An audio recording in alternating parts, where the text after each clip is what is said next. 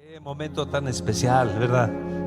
Cómo nos hace falta la presencia y la bendición del Señor en nuestras vidas. Siempre lo he expresado de esta forma. Cuando la bendición del Señor desciende sobre nosotros, es una caricia del cielo a nuestra alma, a nuestro espíritu, a nuestro cuerpo. Qué momentos tan especiales tenemos esta mañana al estar en la casa del Señor adorándole. Es algo maravilloso.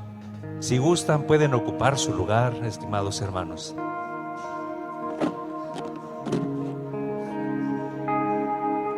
Si hay alguien que nos está visitando que no es de nuestra congregación, sean bienvenidos a la casa del Señor esta mañana. Quiero que oremos en estos momentos. Me acerco al trono de tu gracia para adorarte por tu presencia, por tu bendición. Es algo maravilloso estar en tu casa y sentir la bendición del cielo, la bendición de parte tuya sobre nosotros. Es algo tan especial, Señor, te adoramos por ello.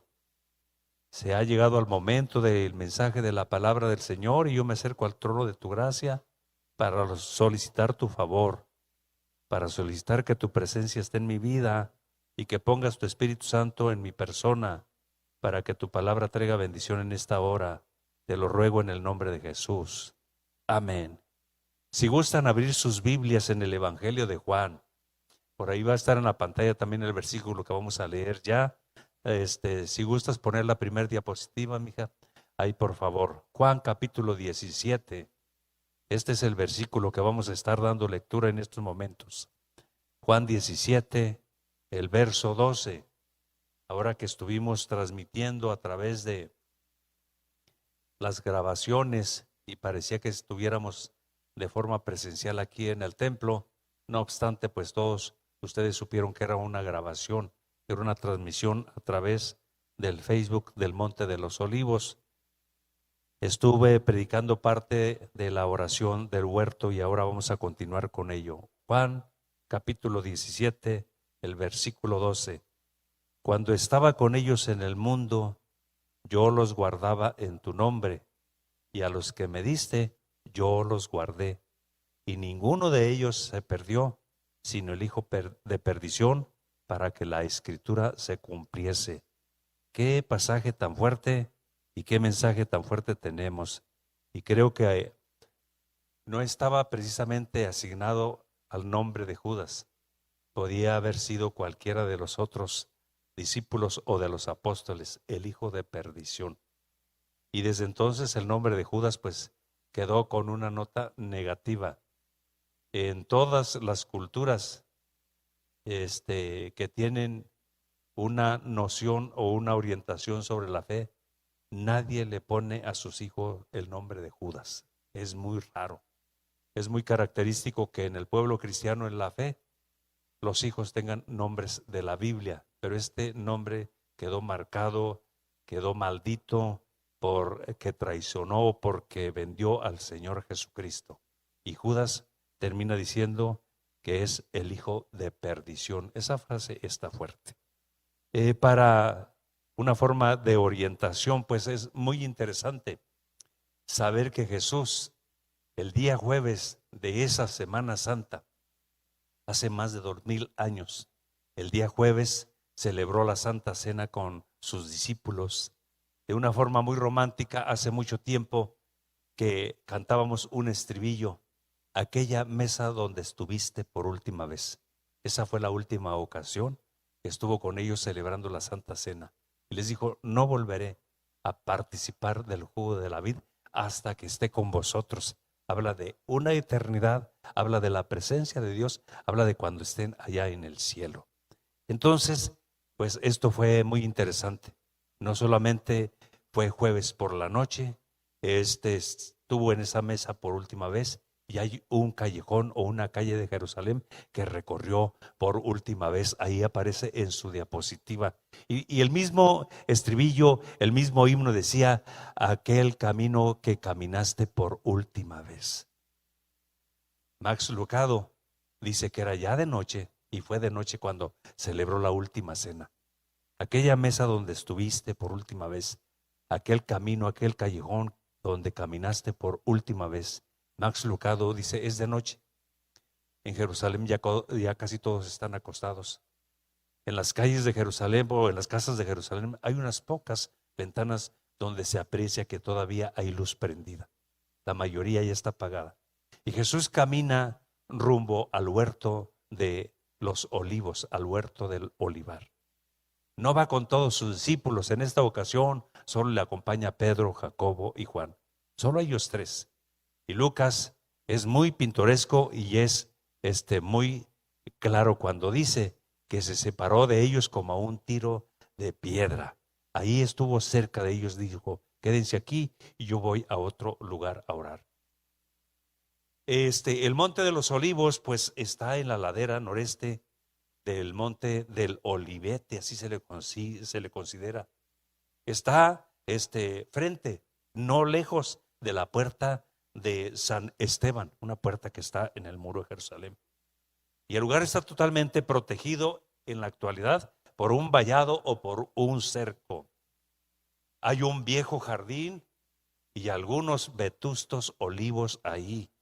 Algunos dicen que los vetustos o los viejos olivares que hay ahí son del tiempo de nuestro Señor Jesucristo. No obstante, cuando uno va a estudiar toda esta parte de la historia de la palabra de Dios, pues hay dos hipótesis. Alguien dice: esos olivares, aunque son muy vetustos, no pueden ser los que estaban en el tiempo que Jesucristo fue a orar ahí al huerto. Y luego argumentan, dice, ya que cuando el emperador Tito conquistó Jerusalén en el año 70 después de Cristo, devastó todos los árboles que estaban cerca de Jerusalén y los cortó todos. Esa es una hipótesis, pero la otra hipótesis, hay quienes dicen, sí, son los olivares que estaban en el tiempo que el Señor Jesucristo hizo la oración.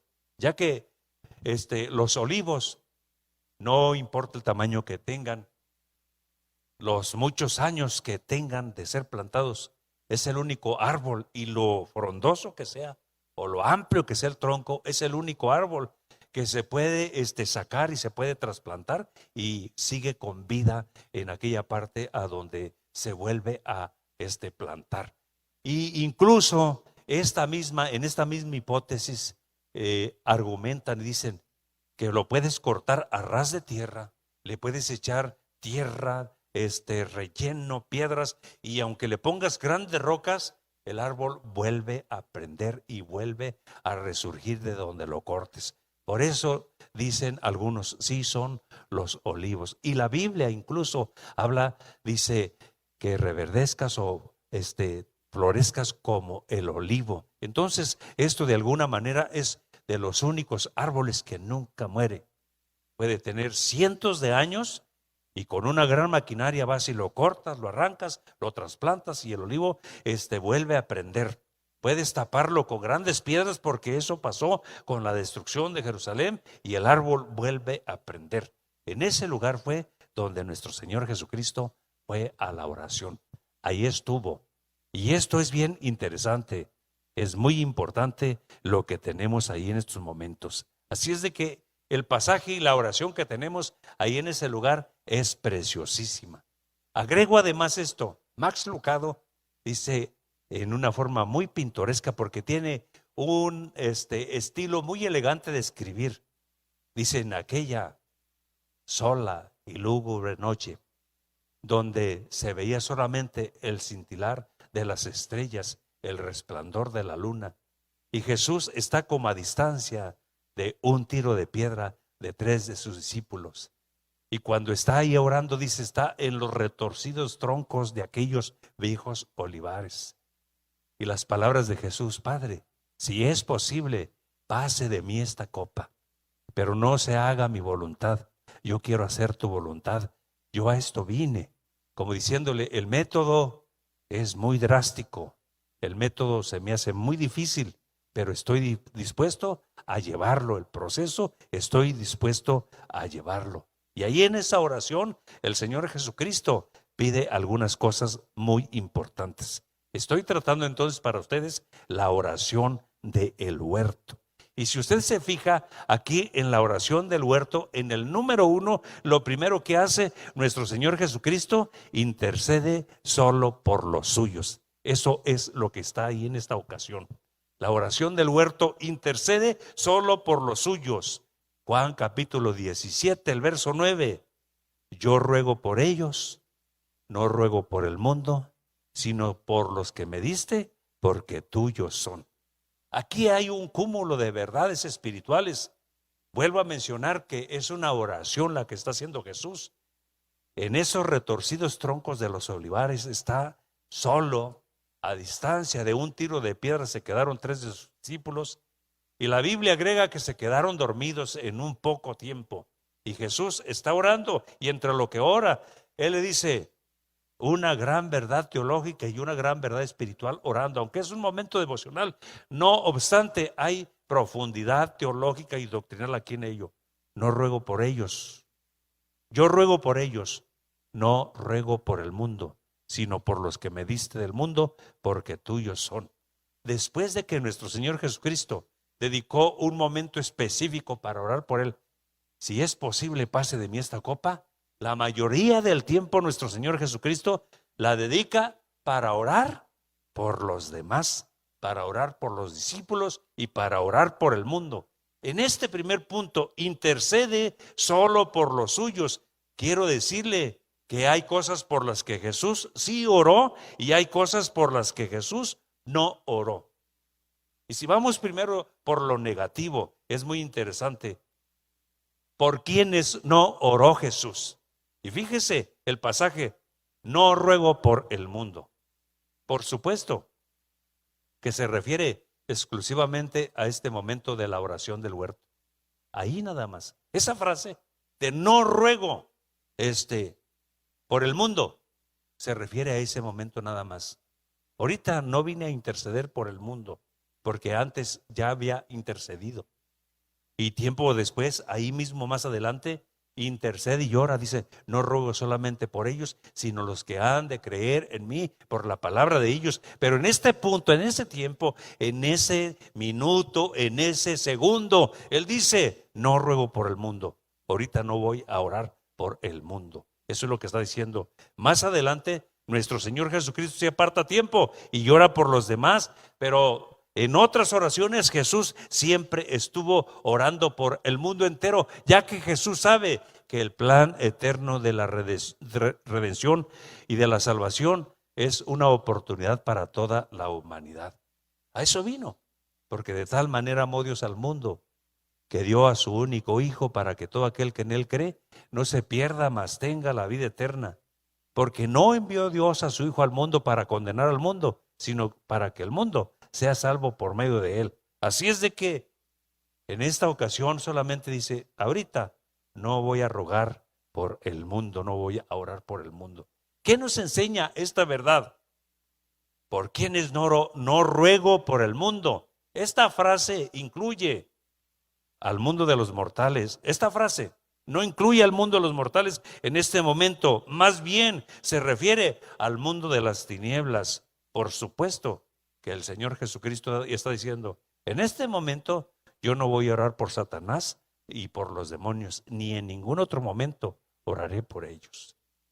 Cuando Dios salva a alguno de nuestros creyentes o a alguna persona y le bendice con el regalo del perdón de los pecados, y la persona experimenta la salvación, hay mucha alegría, hay mucho gozo en las personas. Y nos hemos equivocado al decir, está en su primer amor. No, hay mucha alegría, hay mucho gozo. Hay algo especial que sucedió en su persona. Y esas personas, alguna ocasión se les ha ocurrido que debemos orar por Satanás y por los demonios para que los salve. Alguien habrá dicho alguna ocasión en la fe, vamos orando por el diablo para que Dios lo salve. Espérame, el diablo no tiene ya oportunidad de la salvación. Él se rebeló contra Dios en las alturas. Quiso ocupar el lugar que le corresponde a Dios. Quiso usurpar el lugar que le corresponde a Dios. Siempre que una persona quiere usurpar el lugar de otro, algo está mal en la mente y en el corazón de las personas. Pues al diablo se le ocurrió ocupar y usurpar el lugar que era exclusivo y que es exclusivo para nuestro Dios, para Jehová nuestro Dios. Por eso la Biblia en Apocalipsis dice, al que está sentado en el trono. Sea bendito el nombre de Jesús. Y esto es muy, muy interesante. No podemos orar. Y en esta ocasión él dice, jamás voy a orar por el mundo de las tinieblas. Jamás voy a orar por Satanás y por los demonios. Y fíjate lo que dice la palabra del Señor. Satanás y los demonios ya están condenados y además hay un lugar asignado para ellos. Mateo capítulo 25, el verso 41. Entonces dirá también a los de la izquierda, apartaos de mí, malditos al fuego eterno, preparado para el diablo y sus ángeles. Y esto es muy interesante. No ruego por el mundo. No ruego por el mundo de las tinieblas. No ruego por el mundo de Satanás y los demonios. Ellos están destinados para el infierno. Cuando usted y yo vamos al libro del Apocalipsis, cuando se abre uno de los juicios de Dios, allá al final dice que se destapa el foso del abismo y surgen de él como langostas, y dice, y tienen alas para volar, y luego dice, y tienen un aguijón como los alacranes. Literalmente, aunque está describiendo eso, a lo que se refiere es a demonios agresivos que están en el foso del abismo, restringidos para aquel tiempo difícil. Por eso en esta ocasión dice, no ruego por el mundo, jamás voy a apartar tiempo, no voy a perder mi tiempo orando por Satanás y por los demonios, por el mundo de maldad. Jesús no tiene para ellos el mismo deseo que tiene para los mortales, que tienen la oportunidad de ser redimidos. Nuestra responsabilidad entonces es no orar por Satanás y los demonios. Nuestra responsabilidad entonces es orar porque Dios guarde a la iglesia de Satanás y los demonios. Nuestra responsabilidad entonces es orar para que Dios guarde la iglesia de los que sirven a Satanás y a los demonios. Si usted quiere, les puede poner nombres: brujos, hechiceros, santeros, satanistas, de la Santa Muerte. Póngale el nombre que quiere. Nuestro trabajo es pararnos en la brecha e interceder por la iglesia para que Dios guarde a la iglesia de esas personas que sirven a Satanás, porque ellos le oran a Satanás, ellos platican con Satanás, ellos le ayunan a Satanás para hacerle daño a la iglesia del Señor. Entonces nuestra mejor batalla es interceder. Ezequiel dice, y busqué a un hombre que se parara en la brecha y hiciera vallado a favor de la tierra, y luego dice en aquel tiempo, y no lo hallé. Sigo lo 21. Sí, hay creyentes que nos paramos en la brecha e intercedemos por los salvos y por las iglesias para que no sean trastocadas y no sean afectadas. Sea bendecido el nombre de Cristo Jesús. Pablo dijo en la primera carta a Timoteo, el capítulo 2, el verso 1 y el verso 4, exhorto ante todo a que se hagan rogativas oraciones, peticiones y acciones de gracia por todos los hombres, el cual también quiere que todos los hombres sean salvos y vengan al conocimiento de la verdad. Debemos orar para que las personas se salven. Cuando se habla de los misioneros, dicen que la obra misionera se hace con los pies de los que van, con las rodillas de los que oran y con el dinero de los que dan. Dicen que así se hace la obra misionera, la obra evangelizadora. Se hace con la boca de los que hablan y con la boca de los que oran, con los que interceden, con los pies de los que van y con las rodillas de los que se paran ante la brecha del Señor. Exhorto ante todo que se hagan rogativas, oraciones para que el mundo sea salvo. Juan Knox, gran siervo de Dios, del que ustedes han escuchado, vivió en el siglo XVI. Se le conoce como un sacerdote escocés, líder de la reforma protestante escocesa, el fundador de la iglesia presbiteriana en aquel lugar. Juan Knox solía pasar noches enteras pidiéndole a Dios, y su oración era: dame Escocia o moriré. Y vino un despertamiento, un avivamiento en Escocia. Se dice que los hombres, cuando iban embriagados por la calle, caían de rodillas, llorando y exclamando y pidiendo perdón al que está sentado en el trono y al Cordero, pidiendo perdón al cielo, sin que nadie los evangelizara, porque Juan Knox pasaba las noches enteras orando. No ruego por el mundo, dijo, jamás voy a orar por el mundo de las tinieblas.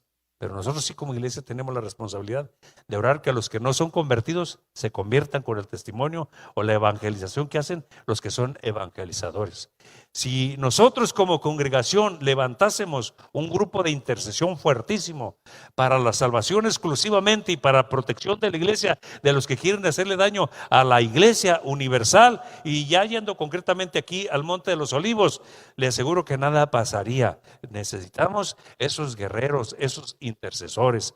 El Señor Jesucristo está a punto de ser crucificado, no obstante, sabe que la mayor batalla tiene que pelearla en el huerto del olivar, en los retorcidos troncos, ahí recargado tal vez en alguno de ellos, pidiéndole al Señor la bendición de una forma muy especial. Por lo que sí pidió el Señor: ruego por los que me diste. Por lo que sí oró Dios, es decir, por los que habían recibido al Señor Jesucristo como el Hijo de Dios, como el enviado de Dios, por los que habían recibido la palabra que Jesucristo, la palabra de Dios que Jesucristo les hablaba. Oró en primer lugar por sus contemporáneos, ya convertidos, y oró por ellos y por los que se convertirían a través del testimonio de ellos. Juan 17:20, mas no ruego solamente por ellos. Y aunque nada más están 3 de sus discípulos, Pedro, Jacobo y Juan, y están dormidos de pilón, no obstante, se está refiriendo a todos los apóstoles, a los 12. Y no obstante se refiere a los que ya les seguían, mas no ruego solamente por ellos o por estos, sino también por los que van a creer en mí, por la palabra que ellos les van a hablar. También ruego por ellos. Y si me permite, proféticamente o escatológicamente en esa oración estamos incluidos usted y yo. Tal vez no nos evangelizó directamente Pedro ni Juan, ni siquiera Pablo. Tal vez no nos evangelizaron ellos, pero de alguna manera el evangelio no se para. Es la voz del cielo que no se detiene y corre con los que son convertidos y hablan del Señor Jesucristo. Entonces llegó el momento que el evangelio llegó a México, cuando estábamos en la revolución. El hermano Marcelino González dice: a México llegó el evangelio, dice, cuando estábamos en una revolución espantosa. Dice, los que predicaban la palabra de Dios en aquel tiempo, dice, se podían contar con los dedos de una mano. Dice, y en ese tiempo en Europa estaba una discusión teológica entre los ortodoxos y los liberales. Los ortodoxos que dicen que la Biblia es la palabra de Dios, los liberales o los racionalistas dicen la Biblia contiene la palabra de Dios, y se retaban a debatir. Y cuando ellos, los teólogos liberales, retaban a los ortodoxos a debatir para comprobarles que la Biblia contenía la palabra de Dios, dice el hermano Marcelino, Dios le dio una bofetada con guante blanco a los teólogos liberales, porque se vino un avivamiento en América Latina. Pero ya está la oración: te pido no solamente por ellos, sino por los que han de creer en mí, por la palabra de ellos. La voz del evangelio es la voz del cielo, y corre y no se detiene y no se para. Bendito el nombre de Dios para siempre. Por eso estamos hoy y conocemos usted y yo a Dios como nuestro Salvador. Por ellos oró, porque tuyos son, es lo que le dice, porque tú me los diste, esta oración especial. Mas no ruego solamente por ellos, sino por los que han de creer en mí por la palabra de ellos, sino por los que me diste. Son de Dios por ser creación de Dios. Son de Dios porque Él tomó la iniciativa de buscarlos y salvarlos. Son de Dios porque los mortales aceptaron el regalo de la salvación como un acto de la gracia del cielo. Y no nos lo merecíamos, pero aquí estamos. El que tomó la iniciativa fue Dios, mandando a alguien a que nos regalara un folleto, mandando a alguien a que nos evangelizara, o poniendo la inquietud de que fuéramos al templo alguna ocasión porque alguien nos invitó, y para que ya no estuviera dándonos lata, terminamos yendo al templo y Dios empezó a trabajar, y aquí estamos en la casa del Señor y sirviendo al Señor con todo nuestro corazón. Pero Él tomó la iniciativa. Somos salvos y somos hijos de Dios por creación, pero ahora somos hijos de Dios porque fuimos salvos, porque Él tomó la iniciativa de buscarnos. Cuando vamos al Evangelio de San Juan, un poquito antes de esta oración, Jesucristo dijo: no me elegisteis vosotros a mí, sino que yo os he elegido a vosotros y os he puesto para que vayáis y llevéis fruto y vuestro fruto permanezca. En nosotros los creyentes está la unción y la bendición del cielo. Y solo es que abramos nuestra boca con los que no le conocen y Dios empieza a obrar. No somos nosotros. Recuerde esto, nunca seremos nosotros.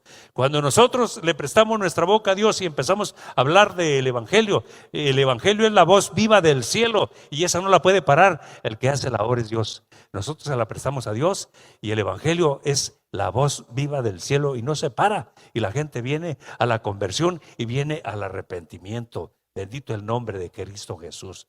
Porque tuyos son.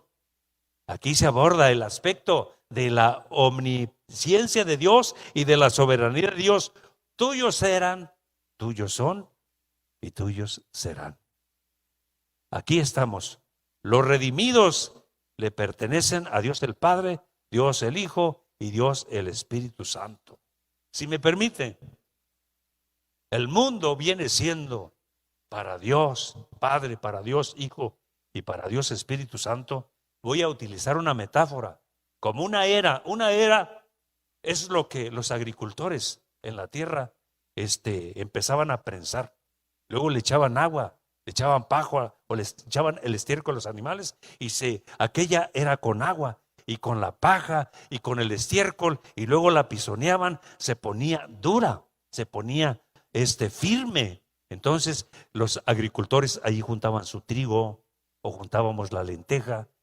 Y luego se procesaba, se ponían los caballos a pisotearla hasta que estaba molida. Cuando se molía, se juntaba un solo montón. Y ahí estaba el grano y ahí estaba la paja.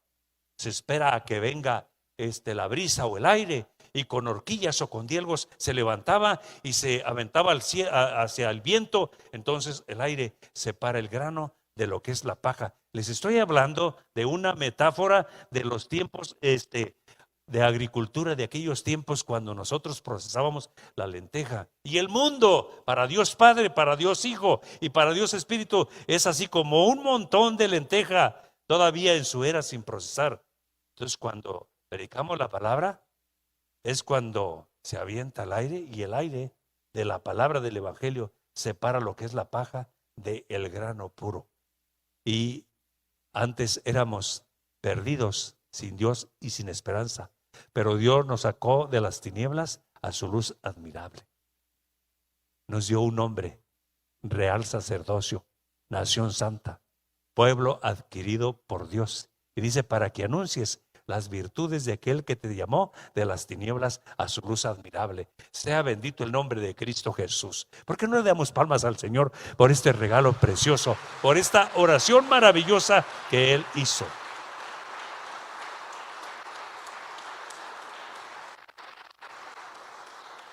La oración del huerto intercede solo por los suyos. En la oración del huerto abordemos el segundo aspecto que él toma en esta ocasión, sin protagonismo. Fíjese lo que dice Juan capítulo 17, el verso 10. Y todo lo mío es tuyo y lo tuyo mío, y he sido glorificado en ellos. Sin protagonismo. Es tan imposible que el ego no nos gane y que los mortales busquemos el protagonismo. Todos, en todos los niveles, en todas las áreas, en la política, en la cuestión de los negocios o los que son comerciantes o los que son empresarios, todos buscan el protagonismo. Dentro de las iglesias se busca el protagonismo, dentro de los pastores se busca el protagonismo. Pero en esta ocasión, Jesucristo, ¿cuál protagonismo si está en el huerto del olivar? Donde dice Lucas, y su sudor eran como grandes gotas de sangre que caían hasta la tierra. Y vino un ángel a fortalecerlo y le fortalecía. ¿Cuál protagonismo? Y termina Jesús en esa segunda frase, en este concepto de la oración del huerto. Y todo lo mío es tuyo y lo tuyo es mío. Una oración maravillosa. Una oración que trasciende y una oración que ubica el egoísmo del hombre y el protagonismo que siempre busca el hombre. Esto muestra una vez más que el Padre y el Hijo son uno en esencia en intensidad. Y nadie está pugnando para ver quién es más. El único que trató de hacerlo alguna ocasión fue el lucero, hijo de la mañana, así se menciona en el libro de Ezequiel y de Isaías. Lucifer, le dicen los teólogos, porque era uno de los ángeles más preciosos, fue el único. Y Dios y Cristo Jesús nunca, ni el Espíritu Santo, andan con protagonismos. Son en esencia igual y son en intensidad exactamente igual. Todo lo mío es tuyo y lo tuyo es mío. Esa gran oración. Lo que pertenece al Padre como el Creador, le pertenece a Cristo Jesús como el Redentor. Y si el Padre es omnipotente, Cristo es omnipotente. Y si el Padre es omnisciente, Cristo es omnisciente. Y si el Padre es soberano, Cristo es soberano. Y si Dios es eterno, Jesucristo también es eterno. En el principio era el Verbo, y el Verbo era con Dios, y el Verbo era con Dios. Este era en el principio con Dios. Cristo tiene un principio, un referente histórico aquí cuando vino como hombre, pero Él es eterno, está desde la eternidad. Sea bendito el nombre de Cristo Jesús. Por eso en oración le dice: y todo lo mío es tuyo y lo tuyo es mío. Todos nosotros los mortales podemos orar así: todo lo mío es tuyo. Pero nosotros no podemos decir como dijo Cristo: todo lo tuyo es mío. Aunque toda dádiva y todo don perfecto desciende del Padre de las luces, en el cual no hay mudanza ni sombra de variación, no obstante, no podemos decir eso. Sí nos ha regalado algunos dones, muchos dones. Nos ha hecho regalos preciosos del cielo. Pero no podemos decir en la misma dimensión de unidad y sin protagonismo: todo lo tuyo es mío.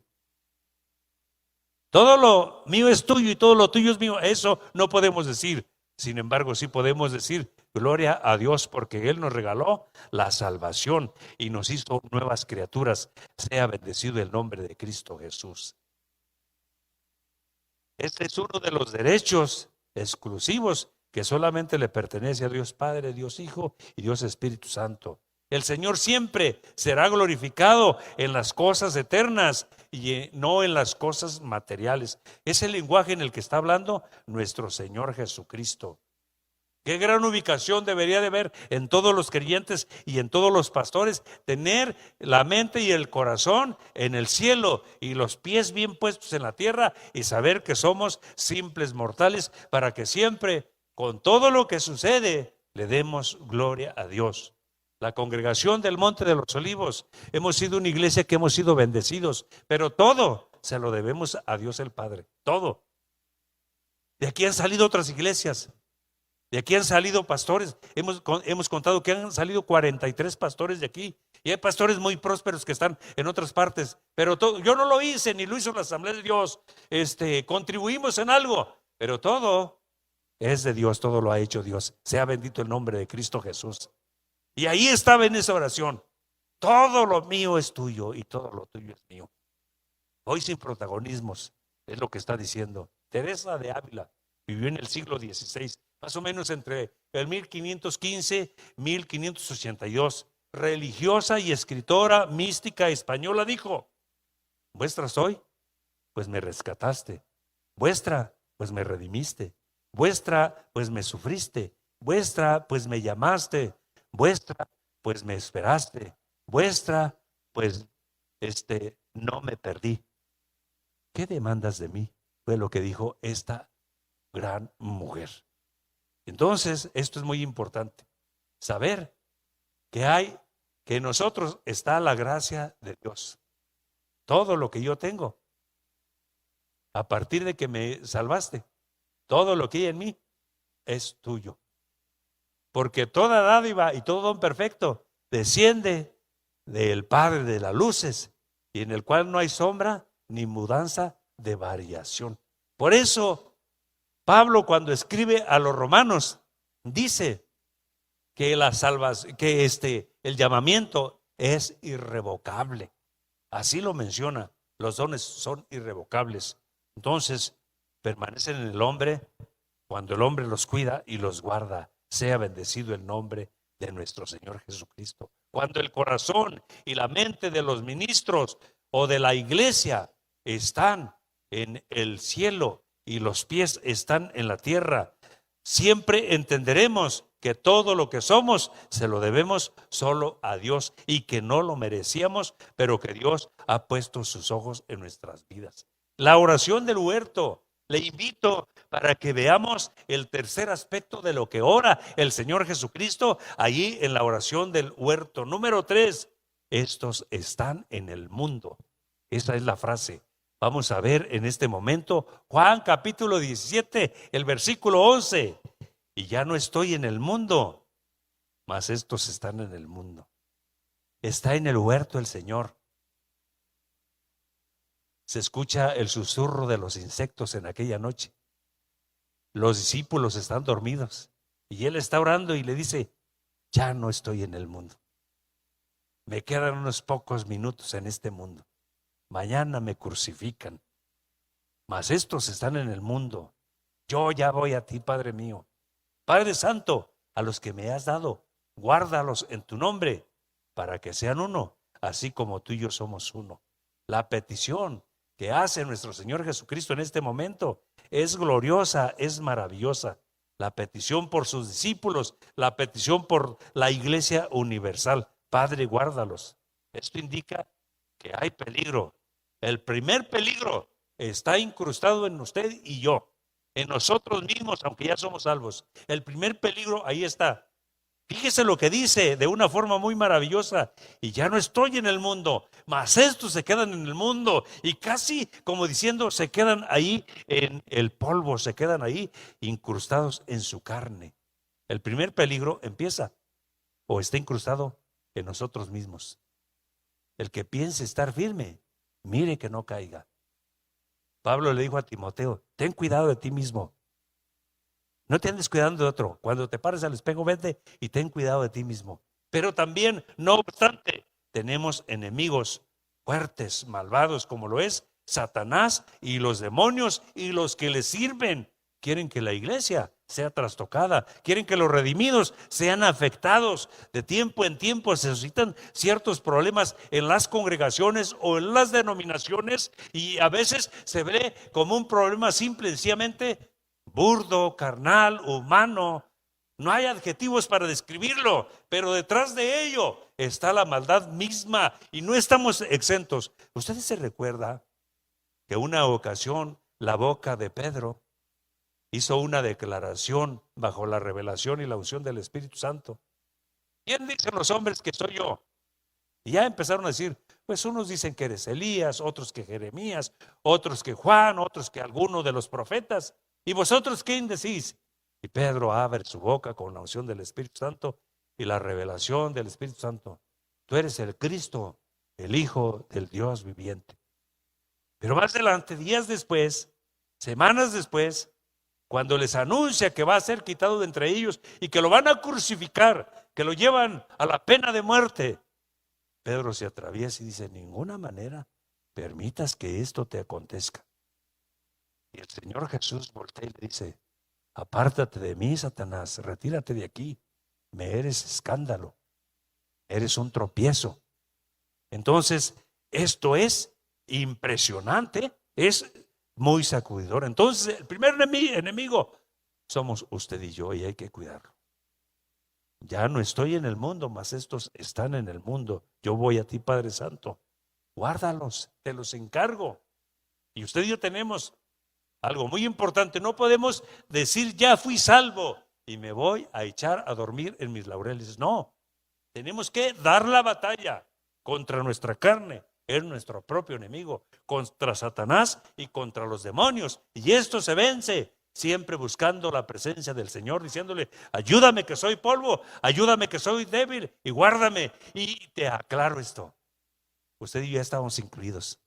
Estos se quedan en el mundo, guárdalos. Al que está sentado en el trono y al Cordero, al que está a la diestra de Dios el Padre, siempre ven todo, guárdalos. Y estamos aquí.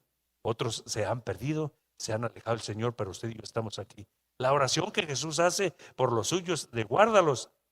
Ahora bien, habla de una protección que viene desde el cielo, ciertamente invisible, ciertamente no fácil de entender ni de discernir. Fíjese bien, la oración que está haciendo, guárdalos. Número 1, no sacándolos físicamente del mundo, pero sí guardándolos y cuidándolos y protegiéndolos. No ruego que los quites del mundo, guárdalos, pero luego agrega, no ruego que los quites del mundo, sino que los guardes del mal.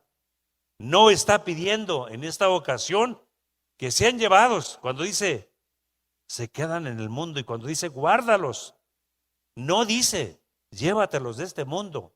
Mándales carros de fuego con caballos de fuego y trasládalos allá donde tú estás, aunque es el deseo del Padre que estemos con Él allá, pero no está orando por ellos. Dice, no ruego que los quites del mundo, sino que los guardes del mal.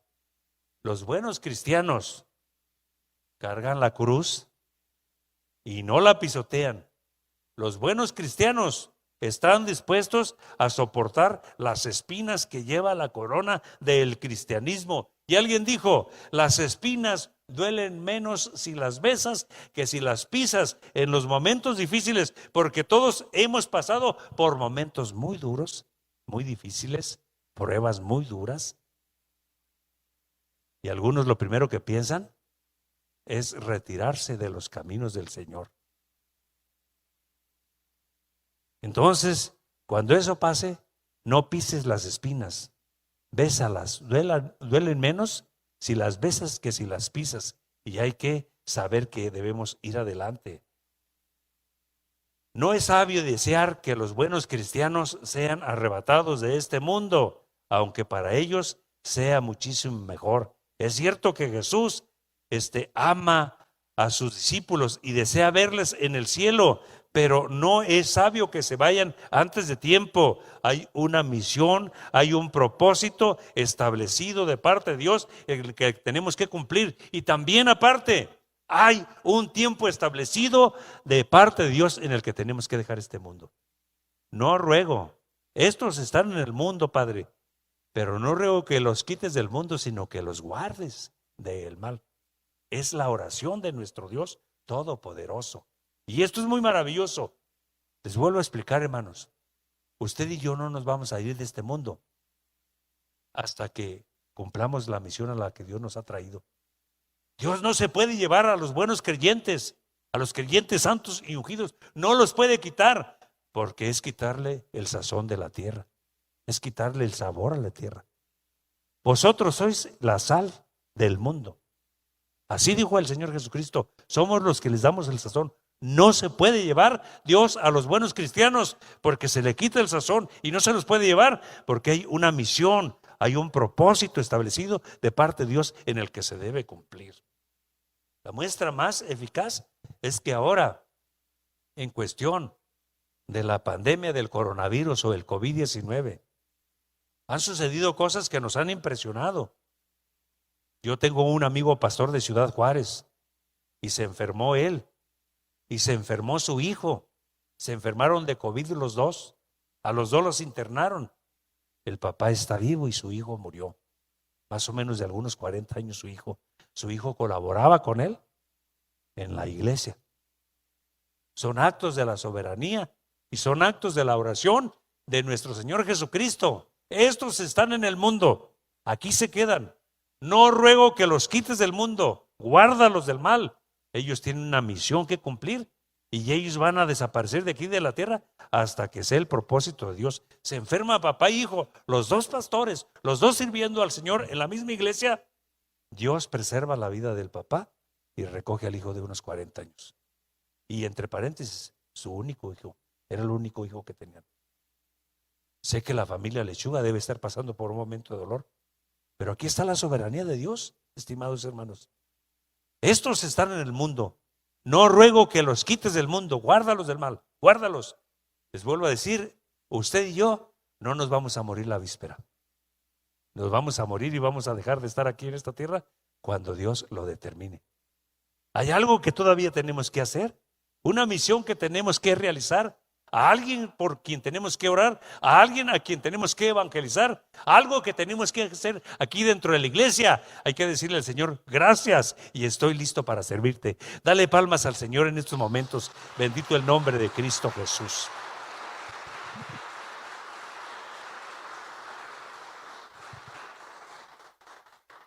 No los quites del mundo, guárdalos del mal.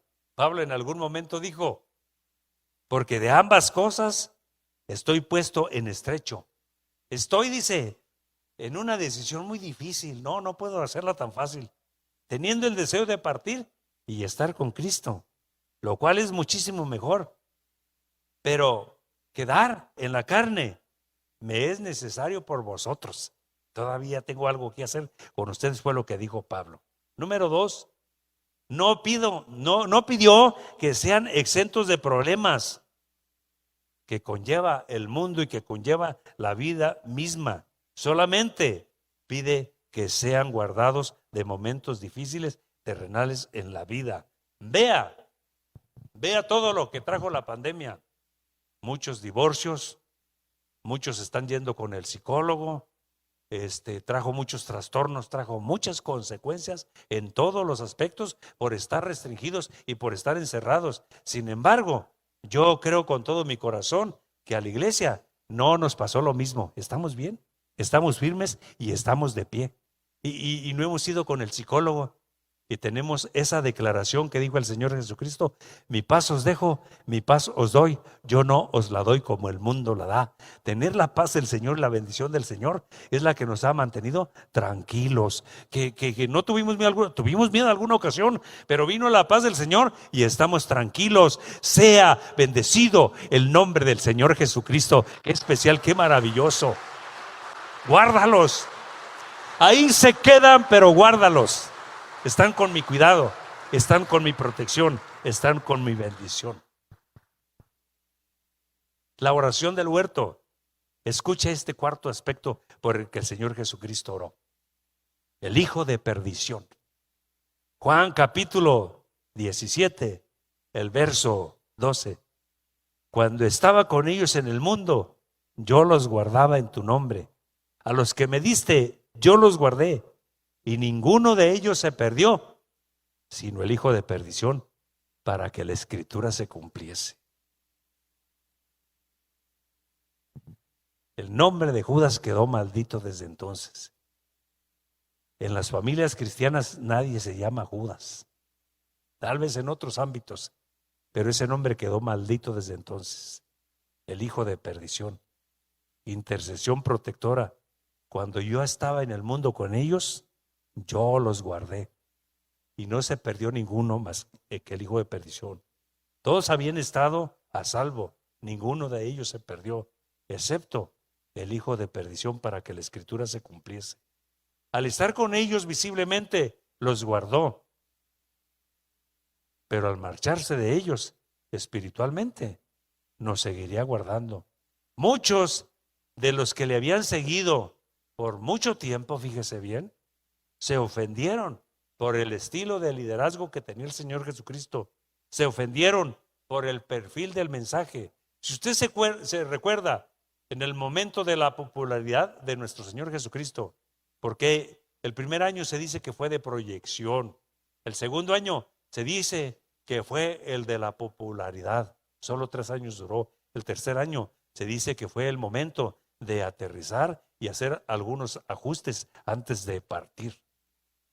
Y nuestro Señor Jesucristo, en los años de popularidad, hizo un milagro donde multiplicó los panes y los peces, donde comieron más de 5,000 hombres, sin contar a las mujeres y sin contar a los niños. Y después de eso despide a la multitud y despide a los discípulos, pero la multitud empieza a buscarlo y saben dónde está y lo encuentran y van a seguirlo. Y cuando llegan con él, el Señor Jesucristo empieza a predicar un mensaje confrontativo, un mensaje fuerte. Y cuando el Señor Jesús empezó a predicar ese mensaje sobre el pan de vida, que fue lo que habló, muchos empezaron a ir. Fíjese, Juan capítulo 6, versos 66 y 69. Desde entonces, muchos de sus discípulos volvieron atrás. Ya no andaban con él. Dijo entonces Jesús a los 12, ¿queréis acaso iros vosotros también? Le respondió Simón Pedro, Señor, ¿a quién iremos si solo tú tienes palabras de vida? Y nosotros hemos creído y conocemos que tú eres el Cristo, el Hijo del Dios viviente. Por su estilo de liderazgo, los suyos en Nazaret no creyeron, porque lo conocían desde chico. Por su estilo de su mensaje o por el perfil de su mensaje, muchos no le siguieron, se apartaron, se alejaron. Pero está hablando de los 12, dice, a los que me diste, de estos que aparté para ser apóstoles, ninguno se perdió, sino el hijo de perdición. Matthew Henry tiene una nota muy especial sobre esto. En la cuenta consoladora que el Señor Jesucristo le da a Dios el Padre de su administración, ninguno de ellos se perdió, solo el hijo de perdición. Es la voluntad del Padre que no se pierda ninguno y a ninguno perderá. Pero cuando alguien se pierde, siempre será porque el hilo se revienta por la parte más delgada o la parte más frágil. Y la parte más delgada o más frágil siempre está en la criatura. Entre el Redentor y la criatura, cuando alguien se aparta o se desconvierte, nunca está por parte del Redentor, siempre es por parte de la criatura. De los que estábamos antes aquí en el templo, hay algunos que ya no van a regresar. Y esto no es motivo de gusto para ninguno de nosotros, menos para un servidor como pastor. Hay algunos que ya no van a regresar. Pero el hilo se revienta por la parte más frágil. Y no se le haga raro que le echen la culpa aquí a la iglesia o a alguien de la iglesia nos echen la culpa. Porque es característico de nosotros los mortales endosar la factura de nuestras malas decisiones a otras personas. Pero el hilo se reventó de su lado, no de nosotros. Porque nosotros, usted y un servidor somos igual que ellos. Pero aquí estamos peleando la batalla de la fe. Aquí estamos dando la batalla y aquí estamos diciendo al Señor, te voy a servir en medio de todas las cosas. Sea bendito el nombre de Cristo Jesús. De los que me diste, dice, ninguno se me perdió, solo el hijo de perdición. Pudo haber pasado con cualquier otro. Pedro le negó 3 veces. No obstante, Pedro se arrepintió. Judas le vendió por 30 piezas de plata. En usos y costumbres de la cultura de aquel tiempo, los hombres se vendían como esclavos y estaban en los mercados vendiendo a esclavos.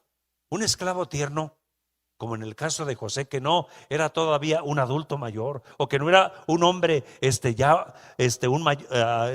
mayor de edad, valía 20 piezas de plata, que fue lo que dieron por José. Y en los esclavos ya mayores, como fue por el Señor Jesucristo, 33 años, valían 30 piezas de plata. Es lo que pagaron por el Señor Jesucristo. Y Judas lo vendió por 30 piezas de plata. Ninguno de ellos. El Señor Jesús, cuando está aquí en la tierra, es 100% hombre. No está la omnisciencia, que es saber el pasado, el futuro y el presente.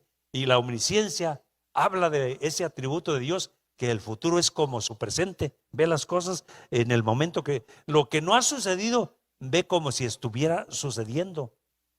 Pero Jesús aquí en este momento es 100% hombre. Y en esa cena, en esa mesa donde estuvo la última vez, dice, uno de vosotros me va a traicionar, me va a dar la puñalada trapera. Uno me va a traicionar, uno me va a vender. Y empiezan a verse entre ellos y a culparse tal vez entre ellos y otros a decir, seré yo maestro. Pero fíjese la palabra de ciencia ahí, porque Jesús es 100% hombre, dice, el que moje su pan en mi copa, ese es. Y fue Judas. Y fue el que lo vendió.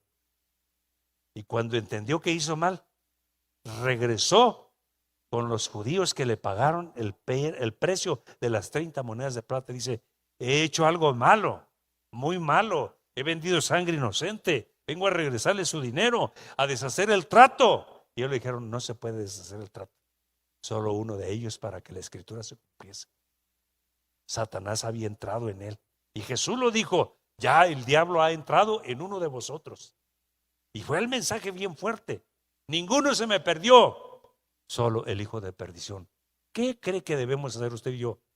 Porque en nuestra mente y aquí en nuestro corazón está una sola determinación: servirle al Señor y no apartarnos de Él por nada. ¿Qué cree que tenemos que hacer? Alabar al Señor, porque pone eso en nuestra mente y en nuestro corazón, porque Él es el que pone el querer como el hacer por su buena voluntad. Sea bendito el nombre de Cristo Jesús. Otros no volverán, no me da gusto, pero no regresarán, porque siempre es así. Muchos los llamados, pocos los escogidos. A Jesucristo dijo: te voy a rendir cuentas de los 12 que aparté para que sean los apóstoles. Solamente uno se perdió. Todos los demás están aquí. ¿Quieren estar de pie en estos momentos? ¿Cuántas verdades incluyó el Señor Jesucristo? Está en agonía, está a punto de partir. Al día siguiente lo van a castigar como a un malvado, como a un malhechor de los peores. Van a lacerar su espalda, le van a poner una corona de espinas, van a mesar su barba, lo van a humillar, van a escupir su rostro. Pero ahí, cuando está orando, dice: rendición de cuentas de los que me diste, solo uno.